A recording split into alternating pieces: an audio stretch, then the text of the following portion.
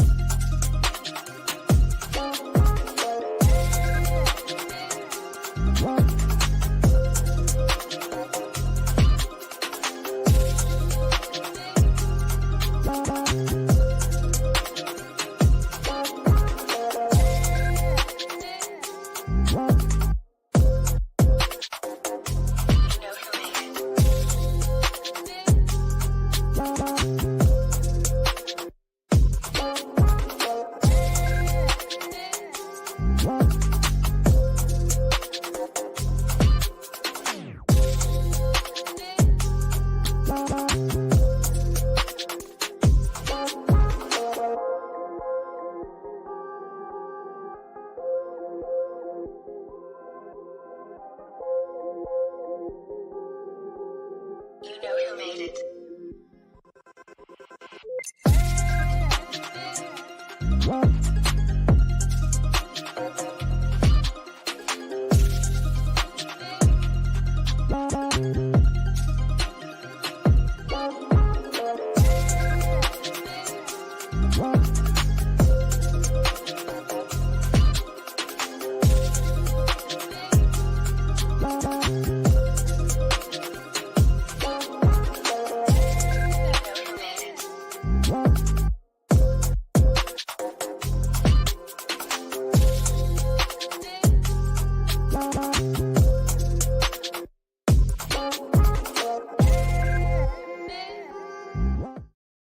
Live from LinkedIn. Thank goodness it's up tonight.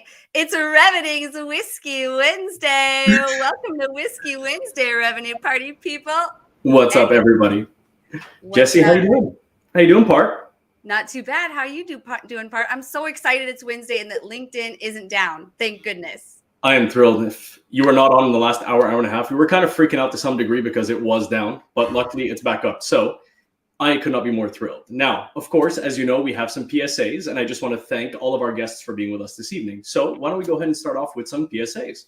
First and foremost, as you know, yes, we do have whiskey in the name Whiskey Wednesday, but we do not promote neither condone the use of alcohol on any level. If you do decide to drink alcohol, please do so safely, and of course, do not drink and drive. You can drink whatever it is that you please. It could be milk, water, juice. Again, if it is alcoholic, please do so safely. The second PSA of this evening, we do want to mention, of course, our wonderful sponsors. We do have Potion. Anytime you think about, let's say, video outreach, or, you think about plugging in a video within an email so that we can get little gift there, think about Potion. We are going to have them on right after these PSAs to give you a very quick snippet, 60 to 90-second demo. Secondly, we have Sapper Consulting. So anytime you think about outreach or sales loft, if you do need services that revolve around that, of course, stay with us at the halfway point. At our halftime show, we are going to have Roberto hop on. He's going to give you a one quick overview with a slide. Last but not least, we do have Olark, as we've had in the last couple of shows. Anytime you think about chatbots, automation with chatbots, or workflows with chatbots, think about Olark. If you have any questions about any of the sponsors, do reach out to me and I'll make sure to connect you. The third and final PSA, of course, we do want to talk about next week's episode and, of course, the big episode we've been talking about for the last couple of weeks.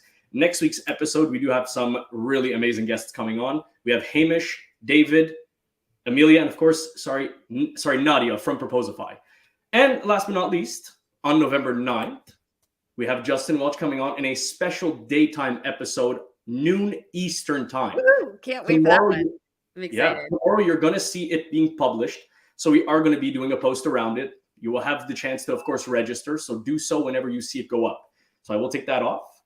Why don't we get our friend Mike from Post? Thank you for all of that, Eddie. But before we get into our hot topics, let's bring on our hot guests. What do you say? This week, we've got Marcus Chan, Ian Koniak, Will Aitken, and Josh Braun. I think we are the luckiest people here on LinkedIn. I'm bringing them in now as we speak. How's it going, everybody? Happy Wednesday. Amazing. Hey, Thanks for being here. Sup? Well, we did prepare you for your 30-second intro, but that's typically what we ask our guests to do is a 30-second intro of themselves, and we will cut you off. So who should we get started with first? How about you, Marcus? Can you give us a little intro on yourself? Yeah, what's going on, everyone? Marcus Shan, founder of Six Figure Sales Camp and Bentley Consulting Group. I work directly with B2B sales professionals, help them sell and earn more. So I'm pumped to be here. I'm going to cut down to 10 seconds. That's me. That was amazing. That was wonderful. How the hell did you do that? Teach me your way, Sensei. I'm simple. Try to do 3 PSAs in like a minute. Will, you're on the clock. Pressure. I really wasn't ready for this. My name is Will, head of content at SalesFeed. I'm that guy you've probably seen on your profile, the TikTok sales guy. Make a lot of short form content, try to keep it half educational, half entertaining, but mostly people know me for the entertaining stuff. Oh, that was really good. Thank you so much, Will. And Ian, can you give us a quick 30-second intro? I'm going to talk a little slower than Marcus, but just kidding. My name's Ian Koniak, and I am founder and CEO of Ian Koniak Sales Coaching. I just started my business a little less than 2 years ago. Before that, I was 19 years selling enterprise software for Salesforce, and then before that, leading teams for Rico USA. So great to be here and love the topic.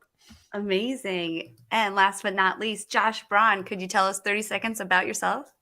Yeah, I don't know if you've ever been in a mall where one of those mall kiosk people said, "Can I ask you a question?" I feel like most people, you say no and you pick up the pace. That's how prospects feel all the time when salespeople approach them because they're afraid of being sold.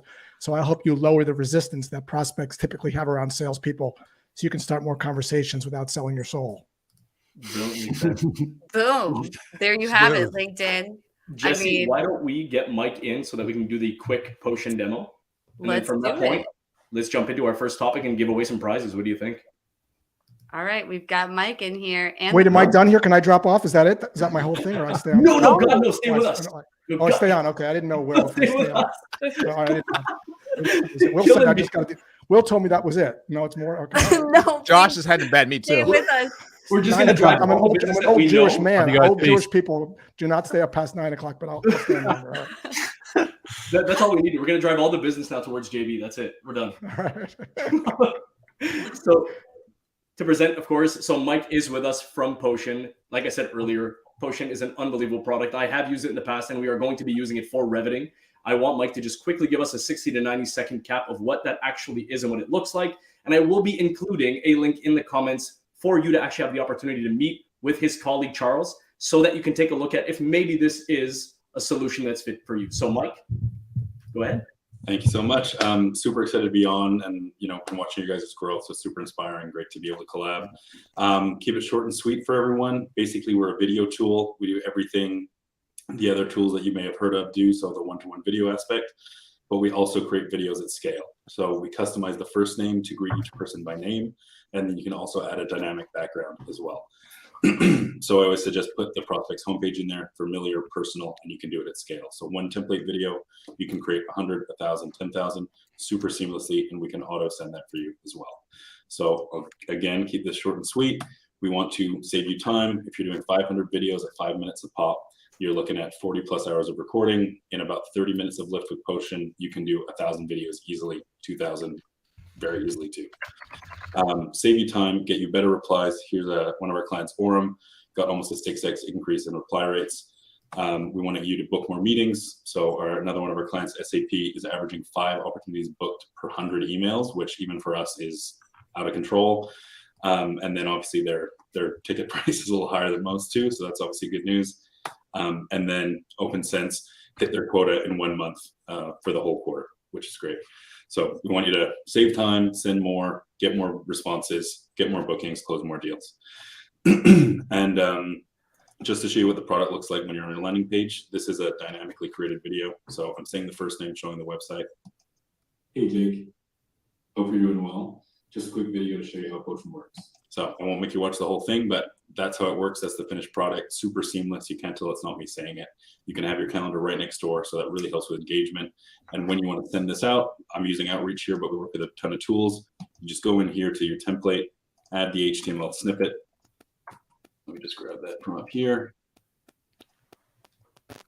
Add, and then that's it. That'll auto update the correct GIF and send it out with every email. So you do it once and it's sending in the background.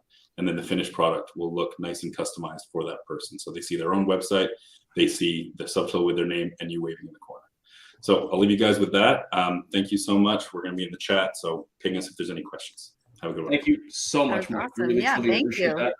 So like Mike said, this is a tool that I'm going to go back and say, this is something I've used. And the one thing I loved about Potion, I'm sorry, I'm kind of plugging it in, but I do want to tell you more about what my experience was. I was able to make one video and then somehow, some way, I don't know how they do their machine learning or AI, but they can plug the name of the prospect that you're going out to and then just send it out to 1,000 people by just literally making one video. It's kind of bananas, to be honest with you. But if you do have any questions, reach out to them in the comments. I did plug in their calendar link to talk to them. So why don't we jump into first topic? But let's get to our prize first. Yeah. Like before we get to our topic, we just want to get the comments going. So we're giving away that first prize. We want people to tag Potion in the comments. So tag @Potion to enter to win. Do you want to tell them what they can win, Eddie? I absolutely do want to tell them. I mean, one of our guests is with us tonight, graciously giving away 30 minutes of his time. So the 3 prizes, which of course we're going to pull up, are going to be 30 minutes of coaching with Ian Koniak. Secondly, we do have 6 month free of Lavender Pro, and then 30 minutes of coaching with Will Allred in conjunction with the fact that you're going to get 6 months of free Lavender. Last but not least, you're going to get a 1-hour cold calling session with Tom Slocum from the SD Labs. So as I said, and as Jesse said, go ahead and start plugging in Potion. Make sure you put mention Potion so this way it can actually capture it. So mention Potion. If you don't know which one it is, look at above me, that specific logo. You should be able to see that. Plug that in, blow up that page, and we're going to give it away after the first topic. So first topic. Let's get into it. I couldn't be more excited that we have all these sales leaders here. And the topic they chose to discuss was content marketing fuels business. And we were specifically in our DM planning for this, talking about social content. But I think a couple of you brought this up. So who would like to kick us off on this topic? Content marketing fuels business. Where could our audience get started with this? I think it was Ian's idea, so let's nominate him, shall we? Yeah. Let's do it. So I'll just give my experience. When I started a personal brand, I had no intention other than to serve the sales community. I knew that I was onto something with my own career at Salesforce, and I wanted to start giving back. And that started back in 2019. It led to a bunch of people approaching me for coaching, which ultimately led to me starting a business and now being able to do it full time. So over the course of 2019, 2020, I built an audience. When I finally launched my product this year, it sold out within 2 days. And I had established trust in a relationship with people that I had never met, to the point where they could spend thousands of dollars online without ever talking to me or doing a sales call. So I'm a huge fan of content marketing. I post every day, and I cannot advocate any stronger for the effectiveness in driving business growth. I see everybody posting every day here. Everybody. Oh, God. And I think it worked wonders for everybody here. All of you are awesome. And I see Will nodding. So Will, I'm going to pick on you and put you solo here. Can you tell us what you've learned with all you have been able to do with social content? Yeah. So, I mean, we can think about it through the context of LinkedIn, but I know Josh Braun's pretty big on TikTok as well. So that's where I started, and that's kind of what ticked it off. Really, it was just a bit of a hobby when I started. And I hadn't done a great job monetizing it until very recently, where I've started doing a bit of side giggery. And that has given me a load of financial freedom. In fact, today I had a conversation with a company who wants some training for their sales team in Europe. And I was like, hey, there's probably better trainers for you. And he said, well, my team trusts you because they see your content, they engage with it every single day. So like, I want you to come in and do it for the first ones, and then maybe you can refer me to someone else. So that's just the power, the credibility you can build by putting stuff out online. For sure. Marcus, I'm going to pick on Marcus because I see Marcus every day in my feed. Oh, well, so We all do. you know what's interesting is, so I think what's important to understand is, like, initially when I started content marketing, I didn't see it like this is an amazing way to like create a side hustle, build a business, and do whatever I want. It actually was by accident. And really what it was this is years ago. This is about 2014, 2015, and I really wanted to write a book, but I was too scared to write like a real physical book. So I'm like, I'm gonna write an ebook. But I didn't know how to write an ebook. I didn't know how to monetize. I didn't know how to do any of those things, only because people kept asking me to write a book. So then I started to study internet marketing, and I started learning about SEO, creating content, etc. And at the time, LinkedIn was still pretty much a recruiting website. And so I created Instagram and didn't know what I was doing, but just started kind of posting images, posting motivational content, started building a little bit of an audience. And then I'm like, okay. So then I just launched my book to this very small audience, and I woke up and made $9.95 USD overnight. And even though it was a very small amount of money, it was like, wow, some strangers just paid me money. This was not, I didn't have to get on a sales call. I didn't have to like talk to anybody. I just put a link out there and someone gave me money. It was automated. And that was like, wow, that is the power of content marketing. So at that point, I started to learn more about, started studying it, started figuring it out, started looking for core principles that you can eventually just apply to other platforms. And, since then, fast forward, I didn't even quit my corporate gig till 5 years after that. So I was just studying content marketing the whole time, but I realized how it was such a powerful way to leverage code to get your name out there and to nurture an audience. So I definitely want to say something about the topics that we're speaking of tonight. So Jess, if you do want to pull me up. So the idea of this evening was to get our guests to hopefully transition or talk about the progressive path of getting from where they all were when they were working their corporate gig into where they are today. They're all working their own full-time gig, doing what they do and working for themselves and having the freedom to do that. So if you do stay tuned with us at the end, and I am going to create a quick plug, we are going to be giving away with, of course, a partner of ours, Scott Leese and Ryan Walker. It is actually a course that teaches you to do exactly that, where to start and how to end with a side gig if you are transitioning. So stay with us until the end for that. I know we want to give away this first prize, but I would love to hear from Josh Braun on this Absolutely. topic before we do so. Yeah, I think, if you take a look at Mario Batali's a chef that I used to follow and I still follow, I'd watch him cook on TV all the time. He would make all these amazing dishes, and I would try to replicate the dishes at home. And one day I walk into a store and there's like a lot of different pots to buy at Williams Sonoma, but I saw his brand. And because I had been taught by him for so long, I gravitated toward his products, not because they were better. I'm sure the other pots and pans were better as well. But what you learn from that is the person that teaches you, that forms a connection with you through teaching, forges such a strong connection that when they start to sell something, you gravitate toward it because you're sort of out teaching your competition in a way. And so teaching is really at the heart of this. Not only teaching what you know, but doing it in an entertaining way. Will's really good at this as well, is being able to use stories to be able to teach things in interesting ways and have a perspective.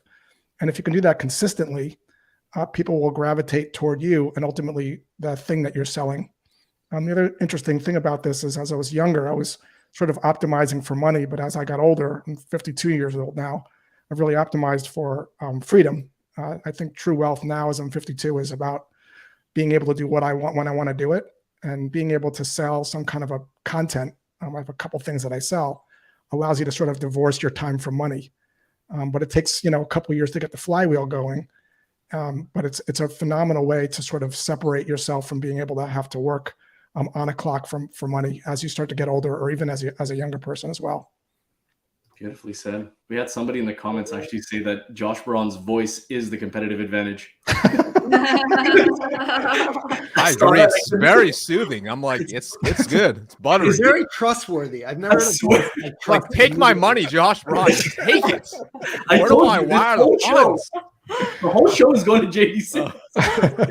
Oh man, that's hilarious. Hey, it's prize time. Does it not make you think of like the whole Chris Voss like radio voice? Just smooth, it's buttery. I just trust it. This is what happens when you've been married. When you've been married for 19 years, you mellow out. So this is what I was like Will when I was younger. So we'll see when Will's 52. He'll be mellow. Everyone you move to Boca, you hang out with the Jews with the shuffleboard, you mellow out. You'll see. I forgot to tell everybody pre-show about that. Oh, but there is no structure to this show. We just have fun to talk about this stuff. So good thing I'm saying it now. Yeah, but I think that point it's worth underscoring the sort of, I think, superpower of all this stuff. If there's one thing, is really the storytelling skill. Mm-hmm. You can tell people information. Right, I'll just give you a quick example, 2 minutes. I could say benefits only matter if they matter to your prospect. Like I could say that, and that would be okay. Or I could say, my grandma had a terrible toaster. It sucked. I'm a salesperson. I went and bought her a brand new toaster. And I said, Grandma, look at this new toaster. 2 slices of toast, fast digital display. And she told me to take that toaster and bring it back. Why? Because my grandma wasn't in a rush. She only liked 1 slice of toast and she hated dark toast. Benefits only matter if they matter to your grandma. So see, it's the same idea, but you're telling a story. So when I started doing this, I started collecting stories. If you imagine a Google sheet on the left-hand side, a bunch of stories from things that I've experienced in my life or things that I read. And on the right-hand side, how I'm going to relate or ladder that to some kind of thing that I want to teach. So being able to get good at collecting stories and thinking about how you're going to tie the story to the thing you want to teach, I think is a superpower in going down this path. So if you're not actually starting a Google sheet right now, you're literally crazy, because I'm going to start one. That was one of the most relatable things I've heard in a while. The rest of the night, we're just going to be talking stories for the rest of it. Now that Josh has got that precedent, we're going to be bringing out all the stories from our past to try and make some points tonight. Okay, so why don't we go ahead and give away our first gift? As I said earlier, of course. You've got about 5 seconds to type potion into the comments to enter to win these prizes. Oh. Ooh, there we go. You got me there, Jess. All right, so about another 2 seconds, and I'm just going to go ahead and give it away. So, Jess, if you, I got to pull up my screen here, actually. What am I doing? Wait, and I got to get the music ready. I got all excited for this episode that I just forgot to pull up the screen. All right, there we go. So, ready whenever you are? I am ready. Are you ready? I'm ready. Let's do it. Let's give away the first gift. Who's going to be the winner? Who's it going to be? I mean, I want this prize. Oh, Trent Denman. Okay. I'll have to Congratulations, Trent. That's amazing. I don't know if I am connected with Trent, but nonetheless. Yeah, connect with us, Trent. Here's my name. Congratulations. Here's his As name. I said before, you're going to have the opportunity to, of course, get 30 minutes of coaching with Ian Koniak, coaching session with Will Allred, 6 month free of Lavender, and then a 1 hour cold calling session with Tom Slocum. I will reach out to you to connect, so this way I can put you with these right individuals.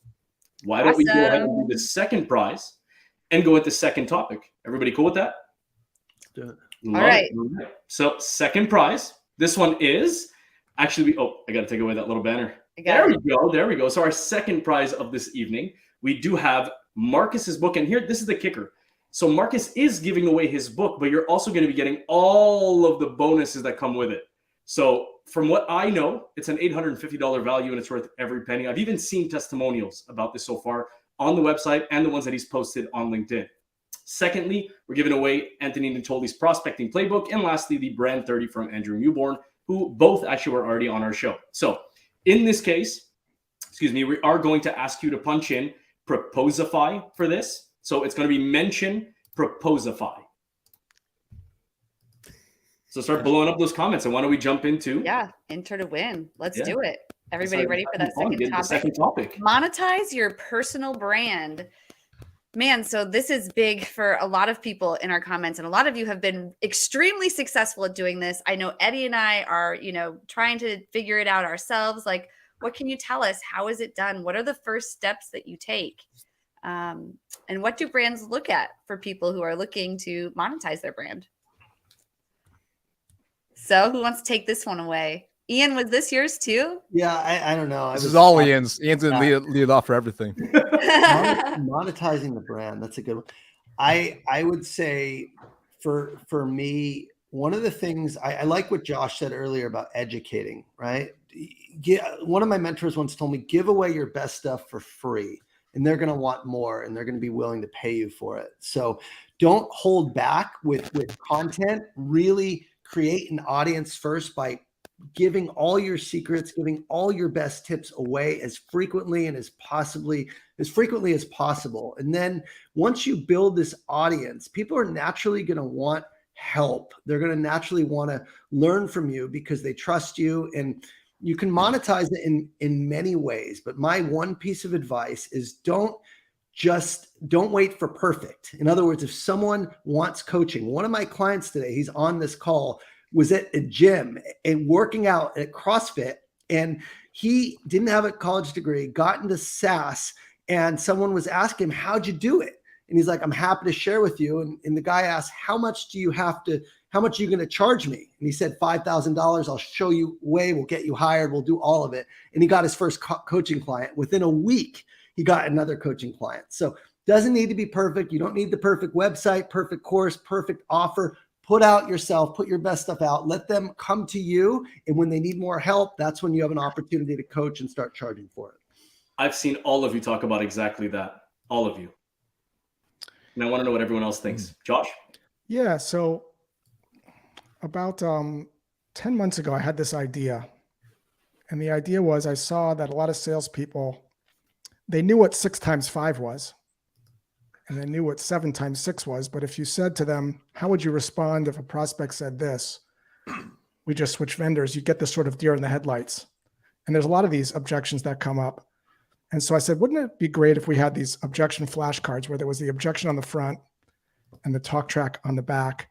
And wouldn't it even be better if there was like audio files that you could hear how I sounded when I delivered it?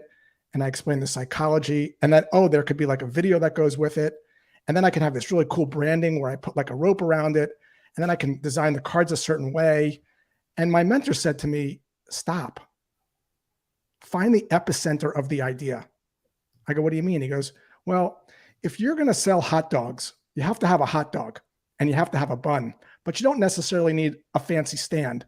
You don't necessarily need all the toppings. So with your flashcard idea, what you need is just the flashcards, 25 or 30 of them, and then be done with that. And as you start to release that and sell it, then you can start to add those other things. In other words, find the epicenter of the idea, find the hot dog, find the cards. So with that, I actually created just the 34 cards in about 2 weeks, found a local printer, stuffed them in an envelope, and started shipping. And then started to add the other things to the product afterwards. So I think very close to what was just said is to find the epicenter of that idea. Same thing that I advised Charlotte Johnson to do. She created a playbook as well. And she was really kind of stuck and swirling. I said, create 10 pages, 15 pages. I mean, my badass guide when I first started selling it was literally 15 pages. Now it's, thousands of plays in there, but I added it over time. So again, starting small, finding the epicenter of the idea, and then using a site like Gumroad without even having your own website to sort of wire it up in literally 5 minutes and then being done with it. And then just using the content. The posts are your salespeople. They sell 24/7 and they don't ask for time off. And so they will bring leads to your Gumroad page. I've never heard that. The post is your salespeople. That was powerful. Holy shit. I never looked at it like that before, as your post, as it's sitting there and it's live for everybody to see. It literally is doing the work for you simultaneously. Yeah, they work 24/7. Yeah.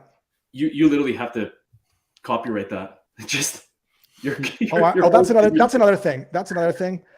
Don't worry about copywriting and protecting anything. I've heard that before. People I want to protect a name. I want to protect the logo. I want to protect the saying. I want to trademark this. I get 15 emails a day showing me where my stuff's been ripped off and where it's being sold. And I tune it all out because I don't control it and I don't have any lawyers. So I just have my head down and all I do is I just keep producing content and I don't worry about anything I don't control. I don't worry about protecting ideas or trademarking things or copywriting things. Information is really difficult to trademark and copyright anyway, and you're not going to sue anybody anyway. So just let that go and just keep producing content. Well said. Marcus? Really good. Yeah. I see you doing it. I already know. So when I reflect back to when I even first my first product, one of the things was the question I was asking myself was, what am I going to create? What am I going to offer? What are people willing to pay me money for? And I actually had bought a program to learn how to create an online course. I'm like, if I could find a way to, divorce my time, as Josh said, to be able to create a product that could be 100% scaled without me being there, what could I create that be an online course? But I didn't know what to actually put in the course. What would people pay me for? And what was really interesting is one of the first exercises I started to do was to pay attention to what people were asking me about. And I started thinking, okay, what do people ask me a lot of questions about? And I started realizing, yeah, for sure, people ask me a lot of sales questions. And I started realizing, I'm like, this is actually like the stuff that I thought was common knowledge. People didn't seem to know or had to be taught or structured out. So when you started thinking this way, even that first piece, like what am I going to create?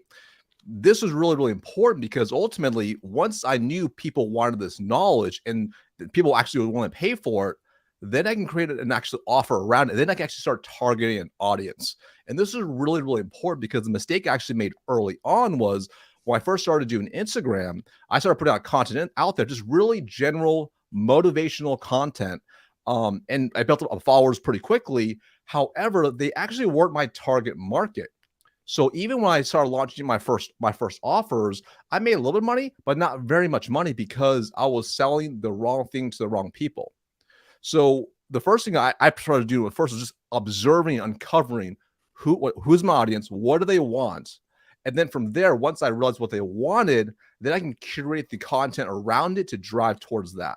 Because when you start building on content, then you can get more structured and realize, okay, I can create entertainment content, I can create challenging content, I can do direct offers, I can do educational, I can do social, I can do all these buckets of content. But again, it's driving towards the right people. So if you're out there, you want to create your own product, you don't have to create a sales product. If you get asked a lot of questions about personal fitness or how you got a job or whatever you get asked a lot of questions about, more than likely, if someone's willing to get that knowledge, they're willing to pay for that knowledge. So that once you realize that, you can start building an audience towards that, and again, cover yourself in a niche that you can start selling into. Will, I see you nodding. No, I'm learning. I'm learning with the audience here because out of everyone here, I didn't come into making content with much of a plan. Can you tell? I'm just mainly doing it for a good time. But then because of that, naturally things start happening to you. So like any monetization has all been 100% inbound for me. People just reaching out and saying, "Hey, Will, do you want to come train my team?" I'm like, I'm not a sales trainer. But then I realized, hang on, some of the things that Marco just said. Oh well, maybe there's people who are a couple of years behind me who I can teach them stuff. Sponsors have come to me and said, "Hey, we want to sponsor your content." If I like their product, then yeah, that's another way I can do it.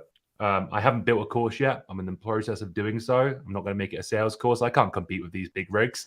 But I am going to make a course about how to make content for B2B marketing content for TikTok, because people keep asking me questions and I don't have time to answer everyone. So, I love your TikTok. yeah. So I found like a bunch of people were asking me like, "Will, how do I get started on TikTok?" So I was like, okay, you know what? Like, I could keep answering all these questions and keep charging by the hour, but I'm going to run out of time.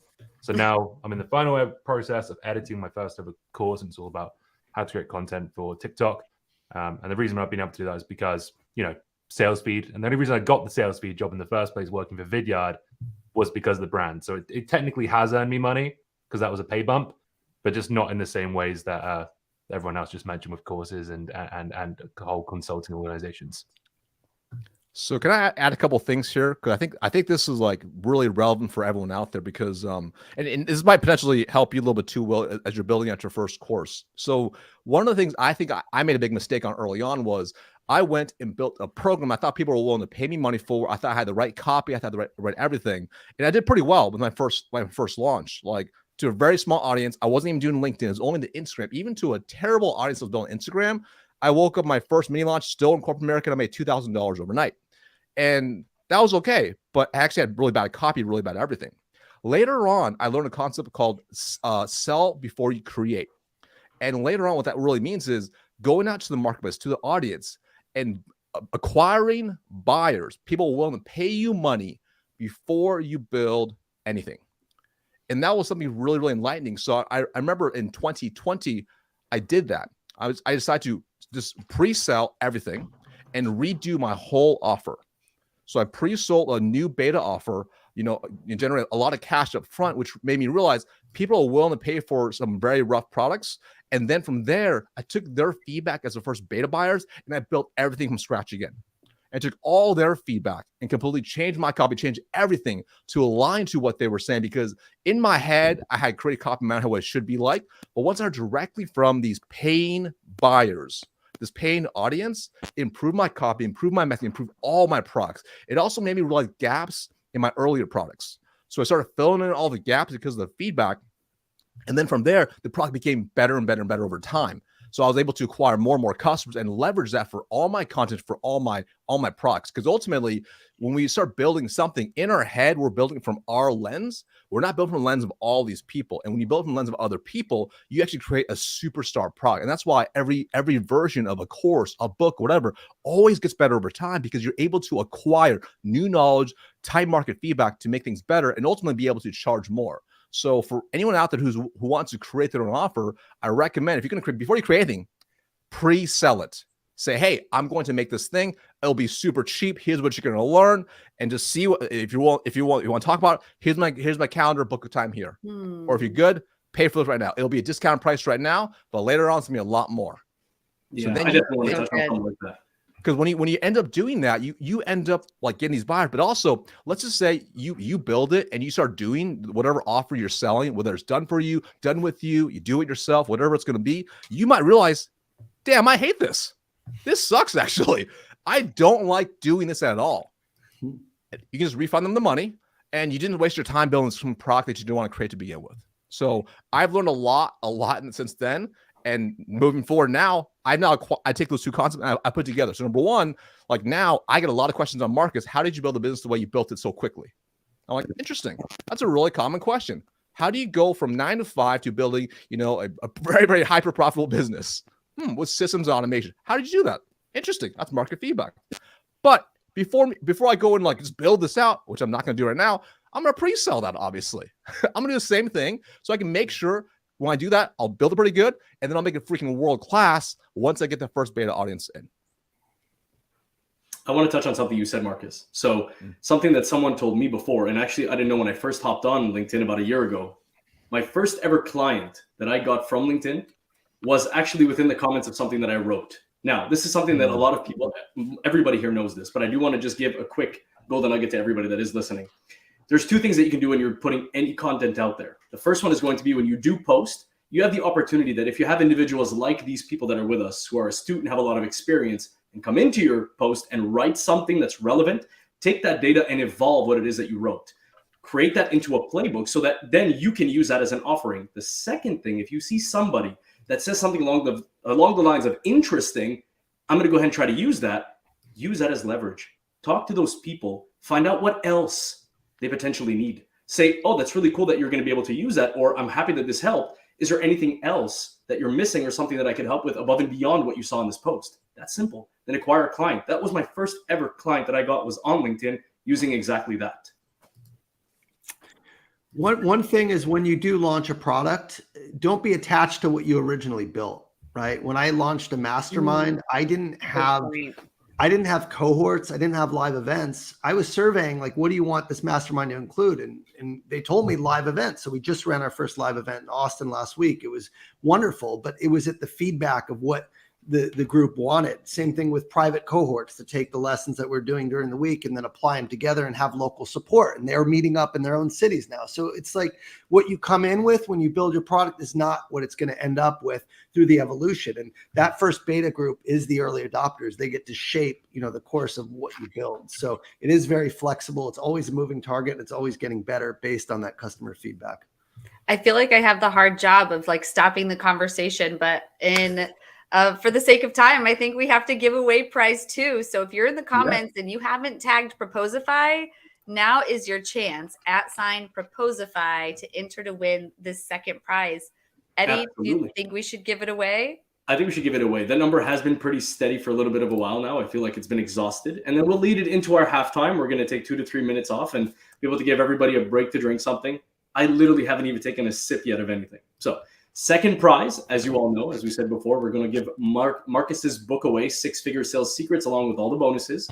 The playbook from Anthony Natoli and, of course, Brand 30. So let me go ahead and share my screen. Wait, hold on. Let me take this down and get the music ready. Sounds good. Sounds good. All right. I'm ready. Ready? I'm ready. Let's do it. Let's do it. Who's going to win? Who's going to win? Who is it?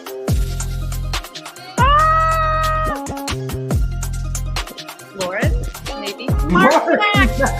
Mark Mack is the man, and he won this game. Mark Mack, congratulations. So Mark usually comes, to our after party in every single show. So Mark, as you know, I'm definitely going to be connecting you with all of these individuals. Like you're not already connected with them anyways. But nonetheless, congratulations, and I could not be more thrilled. So at this point, we are going to get Robert Carrero from Sapper Consulting with us to give, of course, us and the guests just a minute to breathe going into topic 3 so that he can, of course, present a quick overview of what Sapper does as, of course, our premium sponsor for this evening. So let's go ahead and add Robert. Jesse, if you want to take us all out of here because you're the queen at this. All right, let's see. Can I do this? All right. Goodbye. And we're going to pull in Robert. What's up, Robert? What is up? I'm happy to be here. It was really cool to be a guest in the past and now to be back as a sponsor. So yeah, super happy to be here. Well, Yeah, I'll go ahead and take it away. So I'm an account executive at Sapper Consulting. We are a sales process consultancy that specializes in platforms like Outreach and SalesLoft. A lot of you probably use them. So think technical implementations, sales workflow strategy, sequence creation, cadence creation, whatever you want to call it. The visual I'm sharing in the background is called the sales engagement or sales execution maturity curve. It's worth calling out that when most people buy something like Outreach and SalesLoft, they think they're automatically going to end up at the top of this curve, right? They think they're going to have a scalable process that everybody uses. But the reality is what we normally see is that a lot of teams out there have trouble with their reps, like adopting the platform, or they have trouble with strategy or like the content that they're using. A couple examples could be something like, hey, like my reps are using the platform now, but they're just sequencing people like crazy. Like it is literally the Wild West, right? So Sapper would partner with that company and we help you determine like which accounts to target, which personas to go after, like what should the click path be with Outreach or SalesLoft. That's how we get you out of that Wild West situation. Another example could be like, hey, our content isn't converting as well as it used to or as it should. So those people need more direction, right? So as a project, Sapper can build sequences, we build cadences in order to get that relevant content out there so the team adopts it, right? For the sake of time, I'm not going to cover like this entire thing, but if you're struggling to get the most out of Outreach or SalesLoft, we'll help you go through this journey so you can get the most impact with the platform, right? The ultimate goal for us is like to help you get a scalable process, messaging that converts at a high rate, and like most importantly, like the right enablement so reps feel confident about the strategy. So we could help with any of this. Feel free to reach out to me on LinkedIn and happy to help you. Thank you very much, Robert. We're super thrilled to have you on today. And actually, funny enough, the third prize that we're going to be giving away tonight is going to be based on Sapper Consulting's mention. So if any of you have any questions whatsoever about anything that revolves around, let's say, content or content analysis, growth with the platform of Outreach and SalesLoft, reach out to Roberto Carrero on LinkedIn. If not, reach out to me or Jesse and we'll be able to connect you. So this way you can make the most of the two platforms, either one that is that you're using, or maybe you're using both. I don't know. So nonetheless, thank you again, Roberto, sorry. And why don't we give away the third prize? I didn't realize I was on mute. I was going to say, Roberto, come to the after party. We'll see you in the party in the comments. All right. Peace out, Roberto. So why don't we go ahead and jump the third prize, Eddie? Yes. Let's get the guests back on, and then let's do the third prize. All right. You go ahead and pull up those prizes. I'll pull in the guests. Wonderful. So let's go ahead and take that banner down. So for those who did not see the post, our third prize for this evening is going to be, so of course, Will has graciously given us 2 shirts, which we're going to save one for next week's episode. But nonetheless, one shirt that says it's on the roadmap. So as you all know, well, let me pull up. Let me get out of here. We'll showing it. So giving away 2 of those magically beautiful shirts that are right beneath me. So again, if you were ever in a sales call or a demo, you know, I mean, if you were in tech, I'm sure one of you or all of you have already said this. Yeah, it's on the roadmap. Second, of course, is Josh Braun's book, Snakes Struggling with Sales. The third is going to be a 3-month subscription with Call Blitz. Fourth is going to be a 3-month free subscription with Poseidon. Last but not least, you're going to get I think it's a $100 value from Headset Advisor. It's going to be a headset kind of like Josh is wearing right now. So what we want to do is go into the comments and press mention Sapper Consulting. So just go ahead and start pressing, going bananas in the comments, Sapper Consulting. And why don't we jump into topic 3? Let's do it. All right. Transitioning to a full-time entrepreneur. This has been a hot topic since, I don't know, 2020 when the pandemic happened. Everybody seems to be transitioning away from their full-time jobs and becoming an entrepreneur. And some of our guests here have done this themselves. Could you guys all please share some tips for anyone out there in the audience who's looking to do so themselves? What should they plan for? What are the tricks? Should you go to a side hustle first and then you go full-time? How do you do it? I think I'm the most recent entrepreneur full-time. I know some people have been doing it longer than me, but 2 tips. Number 1 is find a mentor. Find somebody who's done it before so you can learn from them, so you can follow their path. I'm fortunate. Marcus was one of the first people I approached, and he literally shared his playbook, said, here's how I built my first program. Here's what you want to be thinking about. Here's the tools you're going to use. And I still work with him today. And I was very fortunate to write his foreword for his book, which you guys should all check out. That's my first piece of advice. My second is prove out the model first, right? Unless you're in a position where you can take the leap and go full time and you have enough money to take off the pressure, you want to make sure what you're going to do is going to sell. So prove it out, do it after hours or whenever you need to while you're working in your day job. Don't expect to, make millions of dollars if you're in sales and running a side hustle. Give yourself grace where your performance may not be the same as what you're used to doing because you are building towards your future. And when your income can surpass your main job, I think that's the time to take the leap, unless you have a big nest egg and you just want to go all in and you're willing to take the risk. At least I was a little more conservative with doing it. But by the time I left, my income had passed what I was making before in Salesforce. And this year it's even doing better. So slow roll it. And last but not least, teach what you know really well. Don't fake something. Don't try and teach something. If you haven't been in enterprise sales for a long time and you haven't sold big deals, don't teach that. Teach how to be a great AE in the space you did or whatever job. Teach what you know, and it will be authentic and you won't have to think about it. You won't have to fake it, and people will be attracted to want to work with you. Those are my 3 tips.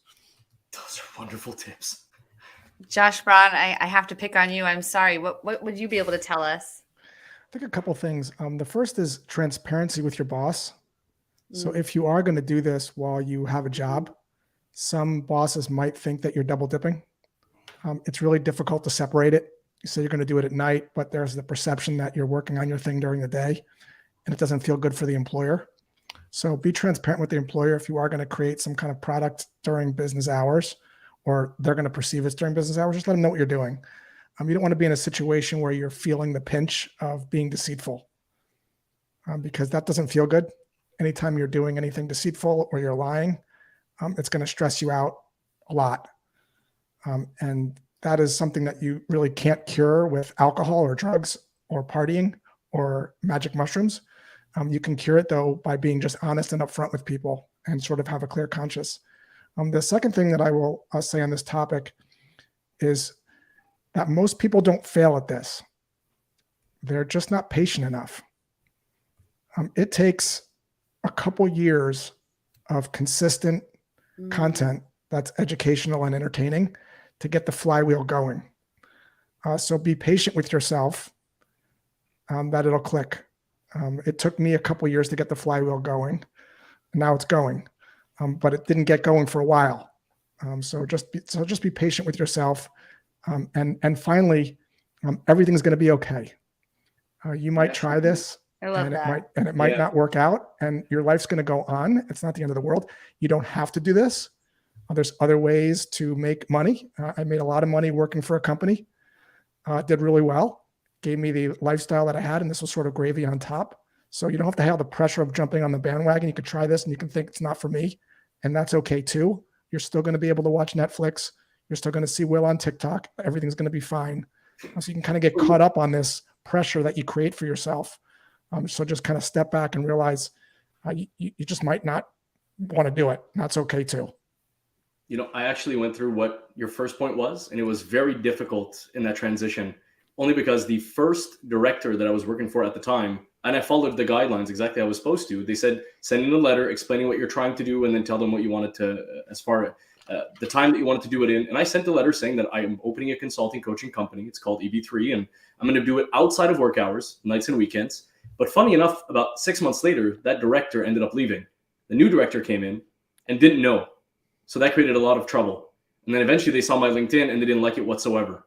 And they came up to me and they just said, hey man, I'm not comfortable with this whatsoever. I'm like, well, hold on a second here. I followed procedures. I did exactly what I was told to do. And I got an okay by email. Well, this is a new direction. I said, well, hold on a second. You can't just claim new direction. There's policies and guidelines here. I'm following, and it's not impeding on day to day.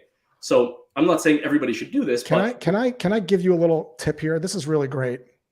This is kind of just a 2-minute aside, because this is another skill that's often not. Now, see what happens here is when you start to defend your position, what ends up happening is you make the other person even more defensive. That is true. It did get so defensive. You want to start, if you get into this situation, the first thing you want to do is you want to lean into that. You might say, sounds like you think I'm double dipping here. You don't want me on the clock creating my content. When someone said to me, when I told them that I was getting a dog from a pet shop, and they said, you're out of your mind, you should get a dog from Adopt It. What I said was, yeah, so many dogs are euthanized that could be adopted.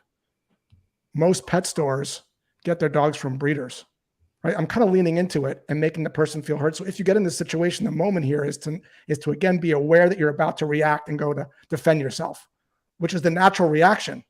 But to catch yourself and say, I got to make this other person feel heard and understood first before I can sort of say my point of view.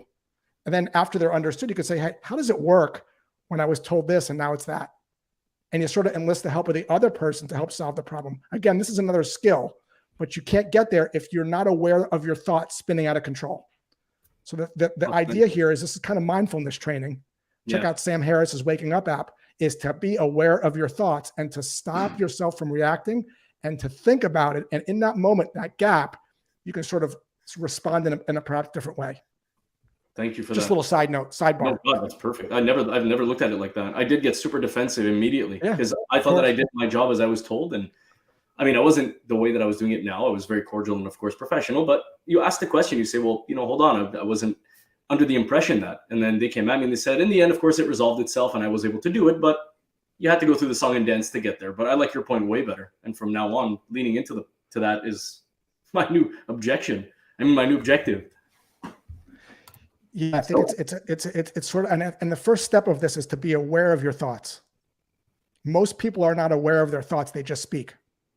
So the superpower here is, wow, I'm about to defend my position like a mother bear defends its young. And in that moment of space, you can choose something different. You can say, the last thing you want is me making a product on your dime. That reminds me of, what was that sentence they say, that salespeople are always just listening to respond, but not necessarily. That's not just salespeople. No, but just it brings me back to that sentence. I forget the totality of it, what it is. It's Stephen Covey. Most people listen with the intent of replying rather than understanding. Rather than understanding, yeah. Yeah, it's sort of the ego, right? The ego wants to defend itself. I would love to get Marcus and Will's opinion on this too. What do you think? I mean, this was touching to me. In terms of talking to your boss about that whole situation. No, I mean transitioning to full-time entrepreneur. Oh yeah, I'm like, I've done that too. So yeah, so I have a few different thoughts. Here's what I think about. So I think about salespeople. One of the worst things a salesperson can have is commission breath, because when you have commission breath, you end up doing, giving discounts, doing like pressure tactics. You actually become not the person you really want to become. And for a founder, you have something very similar. You have profit breath, which means if you're not making money, you don't have cash flow, you end up taking on opportunities, doing things just to try to make money that may not pay you long-term dividends. So I think one of the most important things is, some of these other guests I've already mentioned before, is it's so key, depending on how you want to run your business, stack as much cash as possible.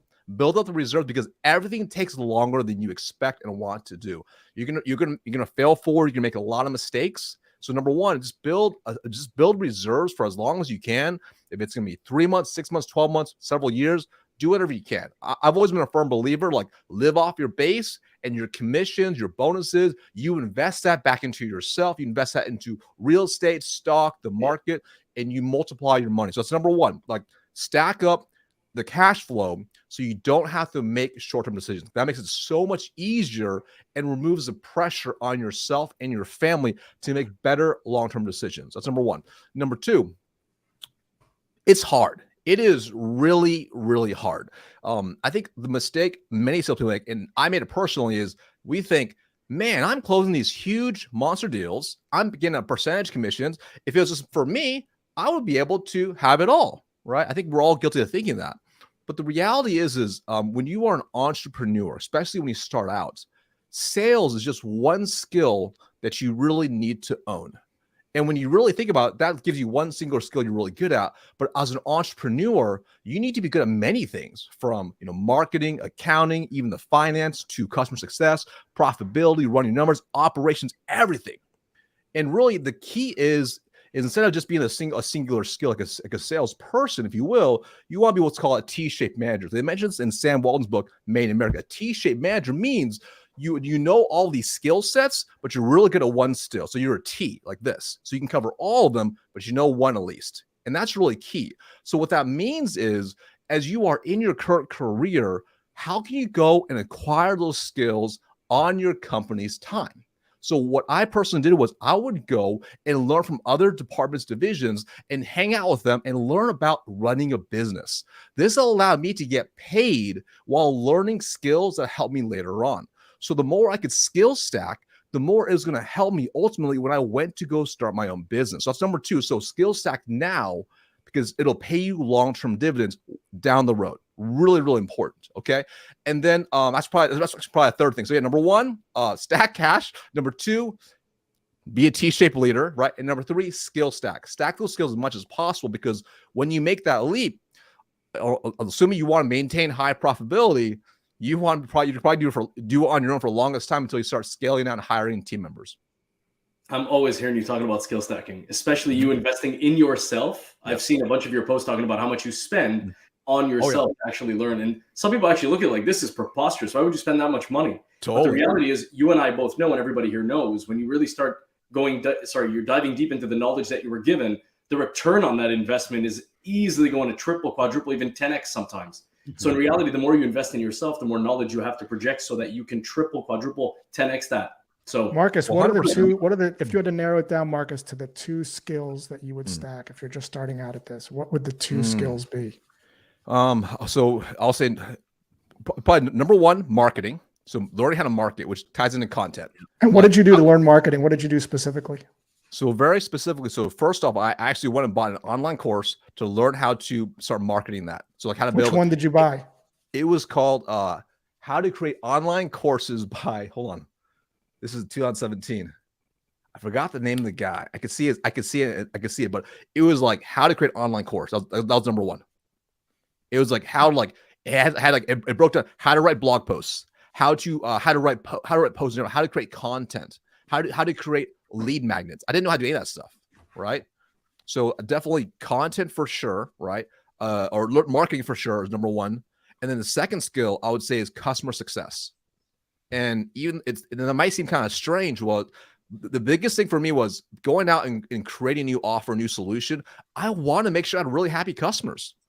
That was really important. What did you do? What did you read specifically to get better at that? Was it a book? Was it a course? It wasn't a book. It wasn't a course. It was more so just hands-on experience, because I came from a customer service background. So like working in a restaurant, working in a Speedo store, selling Speedos, working in customer success, selling car rental insurance. And one of the things I took a lot of pride in was the back-end customer success, which is making sure people were always happy. It never felt like I oversold them. They never felt that I was doing anything bad. So to me, it was like when you think about your whole life, you can stack a lot of skills if you pay close enough attention. Like, and I'm curious if Will took a different path. Will, to learn your TikTok skills, did you learn skill stack, or was this something that you were just experimenting with? I'm just curious, like how you learned to do what you're doing, or is it more trial and error, or is it more formal? Just total accident. I was just having a good time, and then over time you start to see what's working, what's not.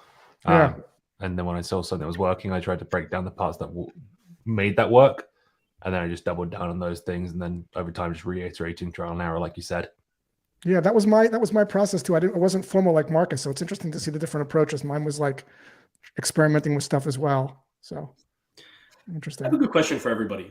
What do you think about, and this is something that everyone keeps talking about on LinkedIn specifically, but always niching down on subjects. And then lately what I've been seeing is people talking about mixing it up. So for me, I've always mixed it up. I've never just focused on one specific thing. And I think it always keeps things fresh. But I do see some individuals that literally stay on topic all the time. And it does well. But I just want to get everybody's thoughts quickly on, should people stay on the one topic, or should they just mix it up, have some fun?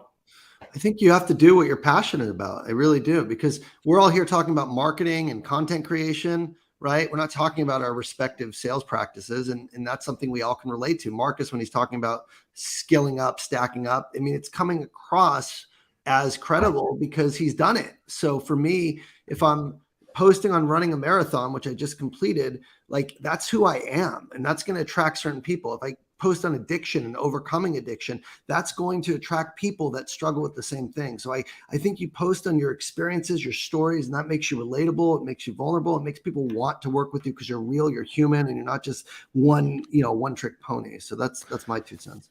Yeah. And what I did is when I was a salesperson coming up, I saved everything. Like every email I sent, I was recording calls on my, these were cassette recorders. I don't know if you guys can Google what that is, but I was recording everything. So this is before information products were even a thing. I would just record everything I was doing, and I was seeing what was working. And so when I transitioned out of a sales role, I had all this stuff, and I had responses from people from cold emails and things that were working. And that formed the basis of the thing that I was teaching. So I was doing stuff and learning and teaching. It's not about niching down. I think Will mentioned this as well. It's like you figured some stuff out. Some things are working. People are responding to these emails in a very predictable way. People are having 7-8 minute cold calls with you that have no idea who you are. You've kind of cracked the code on something. And now how do I teach that in a way that is easy to understand? Because that's another skill. I went to University of South Carolina and I watched a bunch of guest lectures because I was guest lecturing there. And these professors knew the topic, but they could not hold people's attention. Because teaching is another skill. It's not enough to know the domain. So what makes Will special on Will special on TikTok is not just the content, that thing that he's teaching, but he's able to teach it in a way that you can understand and that you're entertaining. So Will kind of picked that up. I was a teacher, so my background is in teaching, but learn how to teach. That's another skill. You can Google, how do I teach? And you will learn how to teach. So again, it's not so much about niching down as it is finding the thing that's working and then figuring out how you teach that to other people. And I would add one more thing. It's all building blocks. Everything you learn is a building block, and it incorporates into how your uniqueness, what your unique value prop is, your unique message, your unique delivery. So, I mean, it all comes full circle. You don't know it at the time, but every experience, if you're a BDR killing it, that resilience you might build will serve you, 15 years later when you have your own business. So it's like be where you are and learn the lesson from where you are. So when you do decide to go full time, you'll have that as experience in the building block for, being a more versatile leader in whatever you decide to do. This is what I like about what Charlotte Johnson's doing. Like, she's an SDR at SalesLoft. She's got a full-time job and she is using her video prospecting, her emails, and her cold calls. And she's just copying and pasting them into a Google Doc, sharing them on LinkedIn, and selling them on Gumroad. So she's not doing any additional work. She's not niching down. She's saying, hey, this is working. And she just has a 25 or 30 page doc. That's a PDF. She threw it up on Gumroad and she takes excerpts of that and she posts it on LinkedIn.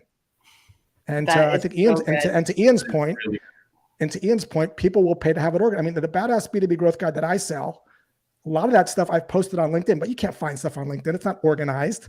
People will pay to search. They'll pay to have it organized. It's the same thing with Charlotte's stuff as well. People will pay to have it organized and accessible and searchable. So it's not any extra work for her creating a product. It's her job. Just like my stuff was my job. I'm just organizing it in a way that you can actually find stuff. Well, I told you guys I have the hard job of like cutting off conversations. This might be one of my favorite all-time conversations on Whiskey Wednesday yet. Like, I'm totally taking this in. But I wanted to introduce you to our friend Karen. Karen, are you there? Hello, Karen. Karen, you with us tonight? She logged on, but I think we warned you guys. Karen is our friend. She has a problem with what she calls SaaS kids. I think we lost her, but typically she's complaining about the SaaS kids calling her. So our guest, a Karen, basically. Oh, there she is. I think she's back. Karen, are you there? For everybody. Can you guys hear me? LinkedIn's been down all day long. I've been trying to reach a manager at LinkedIn. Oh, LinkedIn. Yeah, it had an issue. But Karen, I wanted to introduce you to our new friends. How was your week, by the way? It's been a tough week. I've been getting called all week by SaaS kids all week long, and they won't stop calling me on my personal cell phone number. Oh, yeah, the same old Karen story. Karen really doesn't like being called, and I know that you've tried to get off all those like the do not call, get on the do not call list. And Well, Jesse, I don't mean to cut you off, but I'm on the list. And the SaaS kids won't stop calling me. The data providers are giving out my phone number. They keep calling my phone. And I don't like it. I don't want them to do it. And I hear the coaches here. You guys aren't coaching them to call me, are you? Yeah, they are. Well, I mean, she downloads anyways. ebooks. She collects ebooks. Do you think she should expect phone calls? Every time I download an ebook, the first thing that happens is a SaaS kid keeps calling and calling my personal cell phone. It doesn't matter if my kid's kicking soccer balls or whatever. It just drives me friggin' nuts. And I want my name taken off the list. And it's just annoying me. So that's why I'm calling in. I'd like to speak to a LinkedIn manager, and I think this is the number to call, right? We're not LinkedIn, no. It's Whiskey Wednesday. But it's You know Whiskey this. Wednesday. I don't know. Guess what you say to the parents of the world? Josh Braun is the LinkedIn manager. Josh. Josh, are you the one coaching all these kids to call my personal cell phone number? It sounds like you don't want to be interrupted. He labeled it. Talk to Josh for a second. I was waiting Josh, for when I that. was listening to you earlier, it seems like you'd be somebody that I could actually call. Because every time I call LinkedIn, they either laugh at me or something's wrong. Like, you're right. I don't want to be called anymore. I don't like it. And I'm not happy about it. I mean, can you help me? Can you get me It's off your this private. list? You don't want some SaaS kid calling your private cell phone number. It's your phone number. You're exactly right. Like, I just want to watch my, like, I'm in HR. I have that till like 3:30, 4 o'clock. And then I'm out of the soccer fields trying to get Johnny kicking goals again. It sounds like you're such a good parent. Yeah, I mean, it's hard being a parent and running a very big HR department. You're right. And you're really passionate about what you do, and you care so deeply about your family. That's a rare trait to be able to juggle both. That's a tough gig sometimes. Yeah, and I don't know why I'm so angry at these people. I mean, I would never want my kid to be in like a SaaS SDR kid or anything calling people on their mobiles, but like, I mean, maybe it's a good job. I mean, technology industry, we pay a lot of money for our HR software. We never negotiate on it either. Karen, what would you suggest that these people do differently that might be a better approach? Well, if I could get them to start emailing me more, I could at least throw them in the junk folder, the spam folder. I mean, I know I laugh about it, but I just don't really need, like, they don't call me with stuff that I need. I mean, they call me about the new job and applicant tracking. We got Oracle here. We're never getting rid of Oracle. You can't even get out even if you know Larry. Larry won't even let you out of the contract.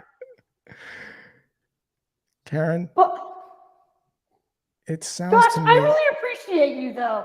You're at least listening to me. The rest of these people just laugh at me on this show, and it drives me nuts. It drives me to drink whiskey sometimes. Well, look, well deserved. You put up with a lot, and you sound so passionate about what you believe in. You know, I do. I'm not really that angry anymore, actually. I think, this is going to be the first episode I think you guys have actually listened to me on this show, Jesse.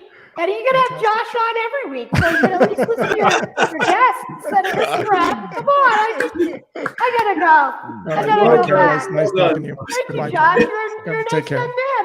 Take it easy. Thank you, Karen. Thank you, Karen, for coming tonight. Thank you so much. That was Sorry to put you on the spot, John. God bless you. Bravo. Amazing. Amazing. The master at work. And that's how you sell. Take it for the team. We are sorry, not sorry to put you on the spot. That was just a masterclass. Thank you so much. Incredible. So that's a great example right there. Whose idea was that? That's a phenomenal example of weaving in a little entertainment, right? And teaching. That's a great. It's a great example, because at the end of the day, and Will again, I keep pointing him out because I'm familiar with some of his stuff on TikTok. Does a really great job of entertaining, and I think people like to be entertained. They do. which kind of gets back to storytelling. So if you can kind of weave this in, and look, I called a gatekeeper yesterday. I still cold call for my company. And she said to me, "Who are you with?" And I said, "I'm with Jenna. I've been married to her for 15 years. Who are you with?" And she said, "I'm Mark. I've been married to him for 24 years. I go, "My condolences. It's tough being married to men." And it just sort of broke it up. So this is the idea. And Jesse's really good at this. And so as well, is just kind of being yourself and weaving in these humorous moments. I didn't know that was happening. I didn't know what that was, but it took me a while. I'm like, okay, this is kind of a shtick. And it was really clever. So again, this is another superpower here is to be you and not be so stiff. Yep. You know, kind of loosen up a little bit, have a little fun with it. We never said who plays Karen, but really the person who plays Karen has had a lot of say in Karen and who Karen is as well. But thank you for that. We do still have one more topic and 2 more prizes to get out. So we have to zip through this. What do you think? Should we give out that 3rd prize? Yeah, we should. But I do want to thank Josh immensely for that. And honestly, this it was so good, Josh. Yeah, that was a masterclass, to be honest. So we are very grateful for you doing that. And honestly, Karen was kind of just an abrupt thing that happened a while back. And at first it was kind of weird for the guests because they were just weirded out. Like, this is kind of annoying, but I don't know if it's annoying. And then it became that the audience truly loved Karen. They wanted to see her there because we wanted people to put her in if you're not annoying some people, you're doing it wrong. That's right. Exactly what we said. We're not annoying somebody. We're doing this wrong. Wednesday in itself is polarizing.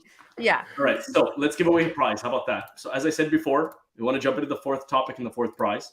So let me go ahead and share my screen. And as we said before, if you plugged in Sapper Consulting, we do want to give away this before the surprise. Sorry, prize that we're going to give away. I'm still kind of shocked. I'm going to up the ante here. I'm going to give away a set of tongue-tied flashcards in addition to the book, as well as all the digital files. So how to say it MP3s, the videos, the real live cold call examples of it in action. So I'll throw that into the mix as well. That's awesome. Holy shit. Okay, well, in this case, we should maybe give everybody just like another minute or 2 to just go ahead and press hashtag, or not hashtag, sorry, but mention in the comments, Sapper Consulting and LinkedIn. I'm going to give everybody a minute because that was kind of a thank you, Josh. Yeah, thank you so much. All right. We're very grateful. Tag Sapper Consulting, everybody. And let's just go ahead and I think we got a draw. I mean, we got a draw. We just got another 25 Sapper Consultings in. But if you're new to the conversation, let's go. Let's do it right now. Let's draw the prize as we speak so we can go into the 4th prize. Done. Here we go. 1, 2, 3.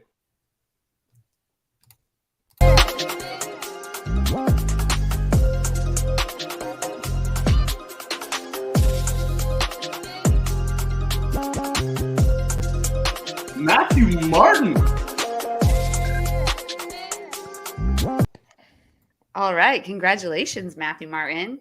So this is actually pretty coincidental. I just had the opportunity to speak to Matthew last week while we were doing the cohort in Trainio for sales psychology and sales tech tools. So you already know we just spoke. I'm going to hop into your DM after the show, and if not tomorrow morning first thing, and I will connect you with everybody. So congratulations on winning prize number 3. And you're actually going to get connected with Josh. I'll make sure that everybody gets connected properly so that you get this last minute prize. So again, congratulations, Matt. And thank you so much, Josh, for that last minute prize. That was beyond amazing. So what we'll do now is we'll jump into our last prize before the last topic so that we can get everything done. For the last prize, as mentioned earlier in the episode, we are giving away, and the reason we wanted to do this as a special surprise on its own was because it ties in directly in the topics that we were speaking about for the entire show, which is either starting your side gig or transitioning it into potentially a full-time gig. And of course, this is somebody that has been on our show before, Scott Leese. We have not had Ryan Walker, but Scott Leese has been there, and he really loved what it is that we're doing, and he wanted to support this topic knowing what we were going to talk about. So what I do ask of everybody is when you go into the comments, please blow it up with the Untethered newsletter, not the Untethered blueprint, the Untethered newsletter. So mention the Untethered newsletter inside of the comments so that we can give away this really awesome prize. And how about we jump into the 4th topic? All right, let's do it. I just got to get that banner down so we're not covering up all of our guests here. All right, 4th topic. So I probably didn't word this one right, but what I got from our conversation was running your sales business like it's your own company. What I think you meant was like treating your client's business as it's your own company, but I'm not sure. So who wants to take this one? We talk Anybody? about skill. We talk about skill stacking. This is a big skill. So when I think of this, is I think of if you're in sales, B2B tech sales, if you treat your territory like it's your own business. In other words, you run it like a company, you manage your team, you create your segments, you look at where your revenue is going to come from, you create a business plan, and ultimately you hold yourself accountable for showing up fully every day, doing the hard work, working a full day, and actually like just treating it not as a 9-to-5 job, but as if you are building your revenue stream in your own, territory. When you do make the transition to an entrepreneur, you are going to have those leadership skills, those entrepreneurship skills. I believe that sales is a great training ground for being a solopreneur or running a business if you can think like a business leader or think like a CEO. So make yourself the CEO of your own sales territory. And then when you have your own company, being the CEO will be a natural transition and you can go hit the ground running. And that's what I did. I was doing 7 figures as a sales rep, and I made the leap and continued to have that same level of success because those skills I developed as a 7-figure sales rep translated perfectly to being a 7-figure solopreneur. So that's what I meant by that specific topic. Marcus, Yo, I see you thinking. I'm always processing, right? So if anyone's ever seen the movie The Martian, great movie. It's got Matt Damon in it. And in the movie, even if you haven't seen it, in the movie, he's in Mars, and he is, as he solves one problem, another problem shows up, and he solves that problem, another problem shows up, and ultimately he eventually keeps solving more problems. And if he's solving the problems, eventually, when he solved the problem, he eventually got to go home, right? And I think about sales and your business a lot the same way. When you run your own territory, like the CEO, like Ian mentioned, it's about solving problems. There's going to be things that you can't control, and there are things that are uncontrollable. Whether you don't have you don't have the right tech stack, if you don't have good leads, if you don't have the best boss, if you have issues with product market fit, those are just problems for you to solve, whether you like it or not. And I find the average rep says, "Oh, these are problems." They complain about, they do absolutely nothing. But if you treat it like you can take control and you own it and you solve that problem for yourself, for your team, you start thinking more like an entrepreneur. Because as an entrepreneur, all you do are solve problems every single day. Your tech stack goes down, you figure it out. You don't have the cash flow, so you can't get the right software, you figure it out. And it's the same thing. Ultimately, when you solve enough problems in your territory or in your own business, eventually you'll have the impact that you want to have. You'll make the income you want to make, only if you focus on solving enough problems. And I started with doing it now, because when you have that mental shift now, once you're actually in that entrepreneurial role, it's not a big deal. It's like, it's not about how much you have in resources. It's how resourceful can you be. And if you have that mind way of thinking in your territory, it will apply to being an entrepreneur as well. You have a little bit of a different take. My experience was a little bit different than these two gentlemen. I didn't look at any territories or think that I was a CEO, or I didn't really have any tech stack or problems. I just wrote every day. And that was all I did. The only thing that I did every day is I wrote a couple times a day, and I tuned everything else out. And I got good at writing. And I knew that if I just kept writing, everything else would work itself out. So I just focused on that one thing, creating content that helped people be a little bit better and do it in an entertaining and informative way, and collecting lots of stories. I collect stories all the time. Just last night, I was at a place called True Food Kitchen, and the waiter came over, and instead of saying, "Do you like dessert?" he said, "Do you hate pie?" And I was like, "Do I hate pie? Who hates pie?" And I'm like, that's an interesting way to sell dessert. And that I tie that into sort of a lesson. So I'm just collecting stories and I'm writing. And I think you can sort of get distracted with lots of things as you start your own practice. I know I did at the beginning. I got to have a website. I got to do this. I got to do that. I got to figure out tech stack. You don't need any tech stack. You need Gumroad. It's 10 minutes, and you just need LinkedIn. You don't even need video. You just need to start writing 2-3 times a day. And then the rest of the stuff, at least for me, has sort of taken care of itself. It's great advice. Beautifully said. Yeah. Will, I feel like we haven't heard from you in a while. Anything you want to add? There's a lot being said, and I think the reason being is the last topic was how to start your own business, and I haven't yet done that, right? So, so I think, yeah, I mean, to Josh's point, don't get too distracted. I think that's a really important point that we need to be thinking about. Like, if you are a seller right now, we have this like low attention thing going on, and I'm someone who has like really bad for this. I start the next thing before I finish the last thing. So as someone who might be in sales, who's thinking about going off and starting their side gig and becoming a solopreneur, make sure you've got this covered first. Make sure you've got your quota hit, because otherwise your manager's going to be looking at you, especially if you're building in public, going like, what are you doing, bud? You've got a quota to hit. Stop doing LinkedIn and TikTok and all that stuff. So one, make sure you look after something before you start the next thing. The other thing is just make sure you're having fun while you're doing it, because that really makes a huge impact on your ability to avoid getting burned out. If you enjoy writing, if you enjoy making videos, you're going to be able to do it more consistently for a much longer period of time, and ideally make a lot more money off it. That's such a good point. There's been a lot of talk, I feel like, with I don't know, or maybe there's not enough talk, but I feel like there are a lot of salespeople right now, especially that are struggling. With mental health. You know, I think there have been some important posts that have been made that have been really truthful and honest. But, you know, because we have a lot of people under a lot of pressure right now, a recession looming, what would you guys all say to those salespeople to help them right now? I'd say focus on what's most important. I mean, I'm a living, walking example of doing everything wrong in my sales career. I was chasing money. I was chasing all of the external rewards and neglecting my family, neglecting my mental health. I almost lost everything. And it took, you know, a rock bottom to really realize what was most important. And it was right in front of me the whole time. It was my family, it was my health, it was my faith. And honestly, for me, those things are always going to be there if you prioritize them. So make time to take care of your health, to connect with those you love, to grow, and to really contribute. And you're going to feel good about yourself, regardless of where you stand in the leaderboard. I would just love to touch on just one thing. Let's go with everybody. So I watched a video yesterday that changed my view on things, because I've been having slightly the problem that you're talking about right now, trying to juggle 16, 15 different things at the same time. But I've been getting more into the mode of trying to detach myself from a lot of other things so I can focus on what's right in front of me, and that is my family.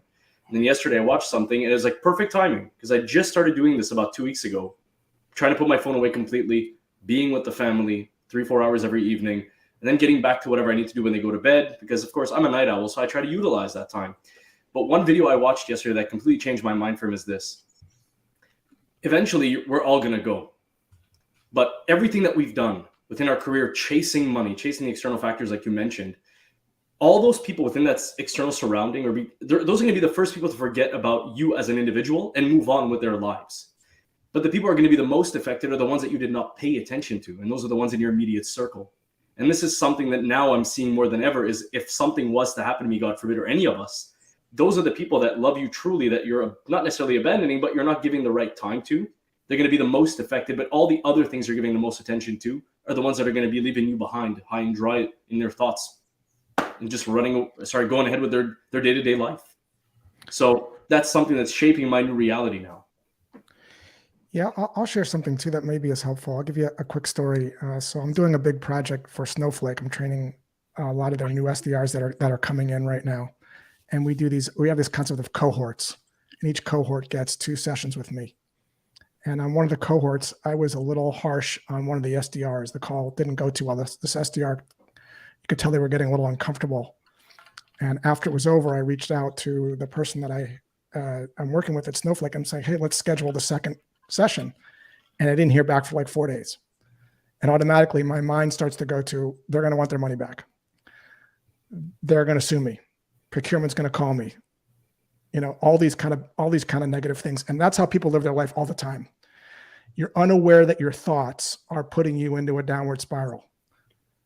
So the first step of this is mindfulness training, is to be aware that you're having these thoughts. And the thoughts are usually negatively biased, because that's how brains work. Once you can observe the thoughts and just watch them and not judge them, you can start to ask yourself what else might be true. Well, maybe she's away, maybe this, maybe that. And sure enough, 3 days later, she was like, I'm okay. Nothing's wrong. Everything's fine. You're blowing this way out of proportion. They love it. They liked it when you were hard on them.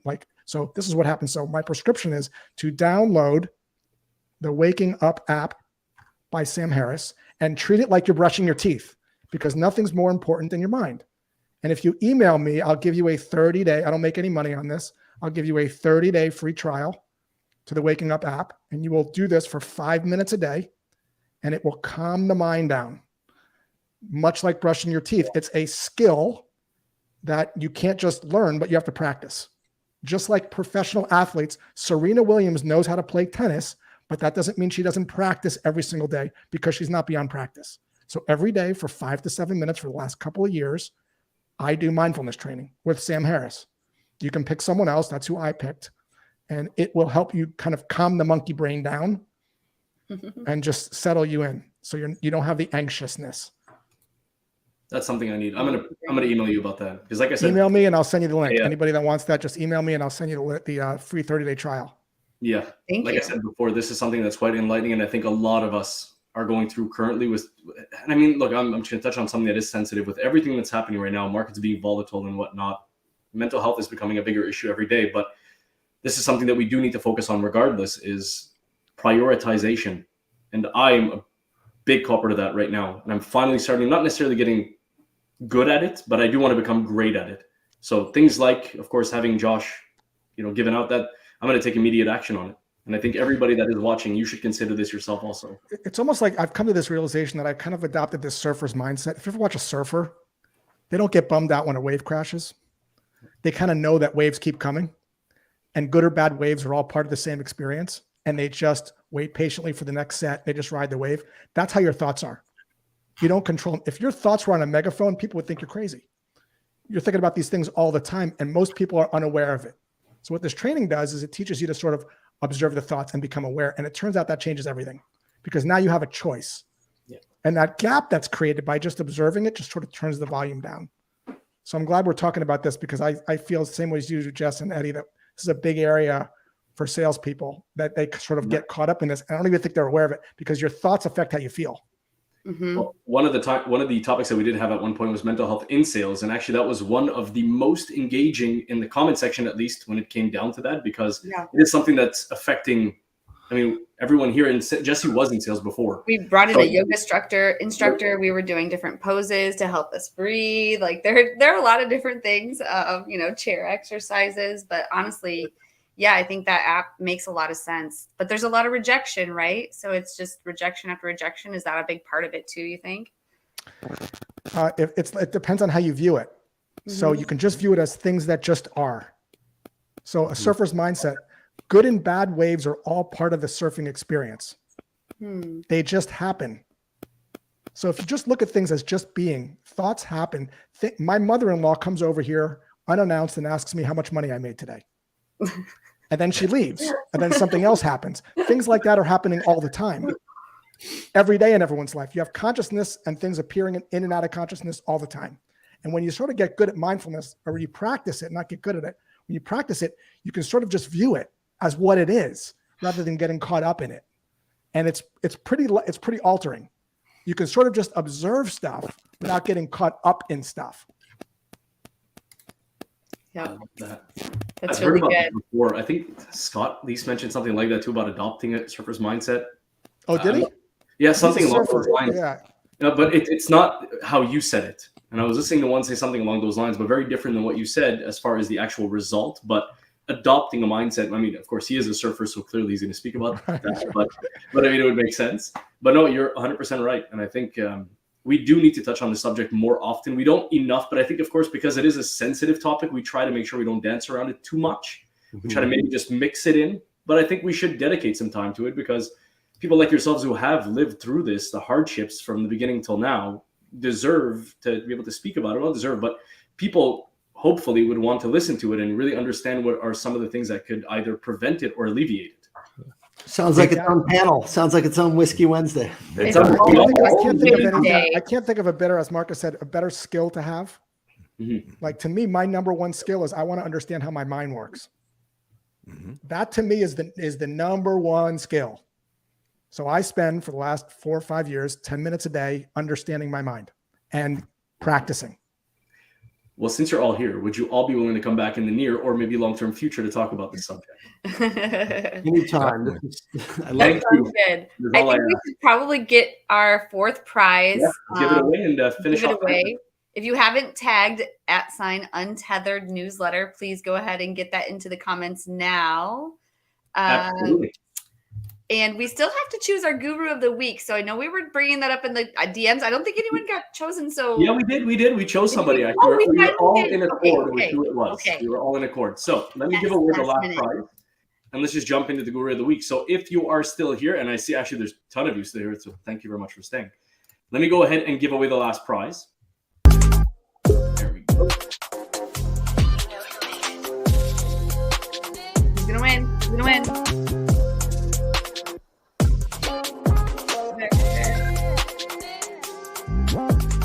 Eric. Congratulations. Hello. I literally have just been starting to connect with Eric. He is a great guy. And honestly, I think that, you meet a lot of great, genuine people. And I've been very fortunate enough to meet Eric kind of just back and forth with LinkedIn. I'm excited to speak to him in person. So, Eric, I will make sure to connect you with Scott so that you can claim this prize. Congratulations again. I am actually going through it. I'm at the kind of three-quarter way mark of that course, just because I'm currently doing it with Jesse and I've already been doing it by myself. And I will tell you right now, by what I've seen, you are going to get tremendous value out of it. So I will make sure to connect you. Ending off the evening, why don't we go ahead and let everybody know who the guru of the week. Ooh, so who is it? Drum roll. Usually we do a countdown 3, 2, 1, and everybody says it. It might seem a little bit childish, but it's fun for us. So why don't I count down 3, 2, 1, and then you can all tell me who it is, and I'll pop up. I'm just gonna say her face on the screen. So 3, 2, 1. Sam McKenna. Sam McKenna. Woo! No. That is the Sam guru. McKenna, you are our guru of the week. And the reason actually I suggested it, and I think everybody's in accord, because Sam just did her event lately, and it was from what I've heard, and I've seen a little bit of the clips, it was unbelievable. But she also did a charity event and raised over $50,000 for four charities. I donated. You can actually see that I donated on the website, and we actually said it a couple times on the episodes and sent some links over, because we do want to support as much as we can around some of the things that they're trying to support. And she's been on our show, and she's been a great help in partnership with Whiskey Wednesday. So yes, I'll leave it to all of you to just say something and what you think. Full transparency, I did not want Sam. I wanted Karen. So I just want to put that out there. But I was outvoted, Sam. Sam knows I have a disdain for her. So the plot twist is that Sam was playing Karen all along with the voice changer. That's like Inception right there. Wow. Can you imagine? It'd be awesome. That was so good. Karen is definitely a voiceover, as you all know. Or you don't know, but she's definitely a voiceover. She is a real person, but we're not going to say who. By the way, the party never ends. We have a Slack channel, reveting.com/Slack. We hope you will join. We also have our after party, and we always love it. It's always best when the guests come, but I know it's all different kinds of hours. I mean, Will, what time is it where you are right now? I feel like you're ahead of Eastern time. It's I'm 1 hour ahead of Eastern. So you're already 11:30 there. Trying to get a bit Last week we were on till 2 a.m. Eastern time. So that was pretty late. That was the latest we've gone, which was last week with Evan Patterson and Chris Bogue. We were up pretty late. But yeah, we would love to have you on even for a little while. People give us feedback on the show, and we get to talk to the guests. But we understand if you can't. Eddie, do you have the I do. It's already in the comments, so I'm going to plug it in about 6 or 7 times. So just in case, and I want to mention this if you're still watching, because there are a lot of you still here, I usually plug it into the comments in LinkedIn every single time. If you do not get to see it when the show ends, just DM me and I'll be able to send you the link. And what we do ask, of course, is our esteemed guest, if you do have the opportunity, I will plug it into our private chat here in the studio. We do ask if you have a moment, 10, 15 minutes to join us. I know there's tons of people who would love to see you. If not, there's no position, but we should be seeing at least 25, maybe 30 people come in like we do every week. So before we do depart, I know that me and Jesse want to give an immense thank you to all 4 of you. Of course. We are beyond grateful that you chose to be with us this evening. And of course, our 3 amazing. I did not choose this. I was badgered and belligerent into this. You guys were persistent. I was telling my wife, I go, you guys were persistent. You were good. Then you got Ryan to call me. I'm like, these guys are good, man. These guys. Mad respect for you guys. Mad respect. You're in the comments. What is this Whiskey Wednesday thing? I mean, it was a good effort by you guys. And it's a good production too. I'm impressed. It really is. You guys are great. I'm kind of impressed. I've never seen anything like this before. This is really. Thank you. Actually, we appreciate it. We were just going to ask you. So before we go, we always ask. It's the last question: is what were your thoughts on the show, and what would you improve, and is there anything we could have done differently? I would have preferred other panelists, these three, I'm not vibing with them that much. You know, like, can we get Sam McKenna in here, please? She was here in Actually, I asked July. Sam McKenna. She said yes at first, but then she said, "Oh, I had something." So I said, "That's perfectly." Is that fine. all you have to do to get out of this? You just have to say I have something. That's all. Josh, I replied to the No first idea. email, so they didn't have to She was work. here with one me. time. Been on the show before. That's why. But I did ask her to come on. I thought it would be it would be just an amazing show. But she did have something, and she was, she's gonna come back. We do know that. So again, if there's any feedback, we would love it. We always want to try to evolve and make things better for the show, for the listeners, for the viewers, and even for the guests. Well, Great. Keep doing it. I did not know what to expect, and I am blown away by what you both have done on a couple of fronts. One, moderating a show with 4 male egos is extremely difficult. Type A's. Very, very, very, very hard to do. You did it very Mm-hmm. eloquently. I think everybody had a chance to sort of speak. 2, the technology, I don't understand it, but it was flawless. I was like, I feel like I'm on a TV show. And three, the element of surprise with the Karen was absolutely delightful and so memorable. And I know this stuff takes a tremendous amount of work and thought to pull off, and you did it excellently. So thank you so much for doing what you guys are doing. It was phenomenal. Thank you. Would you believe it's just me and Jess that do the entire thing from outreach to show? Well, No. I was But there were watching Oompa Loompas. No Karen was Oompa on. Loompas involved. No Oompa Loompas at all. No VAs, no nothing. It's No just me bots. and her that do everything. Good for you guys. So Fantastic. all graphics, everything that you see, it's been a hell of a journey, but we've been very fortunate because we build forward with everything. We fail forward a lot. So if we see something that doesn't work, we tend to try to evolve it. And this is the reason why we ask all of you, because you are experts in your field and you have done this many times, and getting your feedbacks helps us evolve. So when we build the video, we continue to build the video better every time. We build the banners better. We build the graphics better. So this way, every time it gets not necessarily more seamless, there is effort that gets into it, of course, a lot of effort, but we want to make it so that it kind of becomes a template so it can run itself. We have a lot of as fun. smooth as possible. In my can daytime tell. job, I'm a marketer. He's a salesperson. So, on the side, I get to help with sales, and he No, gets to you guys do have a good marketing. time. So, I think Will made that great point. I mean, you could tell you guys love it. Yes. Yeah, we're having That fun. comes through. It comes through. Thank you.